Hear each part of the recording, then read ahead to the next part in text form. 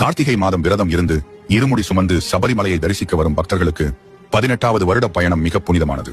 அந்த பயணத்தில் ஒரு ரகசிய மரபு உள்ளது. 18வது வருடம் வரும் குருசாமி இருமுடியுடன் ஒரு தென்னங்கன்றையும் எடுத்துச் செல்கிறார். அது சாதாரண செடி இல்ல, மற்ற எந்த செடியும் தராத வரம் தென்னை தருகிறது. இளநீர், தேங்காய், கொப்பரை, ஓலை, மரம், நார், குருத்து. அதனால்தான் அது தென்னம்பிள்ளை மனிதனை போல வாழும் செடி என்று கருதப்படுகிறது. விரத காலத்தில் பக்தர்கள் தென்னம்பிள்ளையை வீட்டில் சுவாமி படத்தருகே ஆற்று மணல் தட்டில் வைத்து மஞ்சள் குங்குமம் வைத்து சுவாமிக்கு ஆரத்தி காட்டும் போதே அதற்கும் ஆரத்தி காட்டி வணங்குவார்கள். உள்ளங்கையில் குழந்தையை வளர்ப்பது போல இருமுடி கட்டும் நாள் அதை சுவாமி படத்தருகே வைத்து அதற்கும் புனிதம் சேர்த்துக் கொண்டு தோளில் மாட்டும் பையில் மறைத்து எடுத்துச் செல்வார்கள். ஏன் மறைத்து?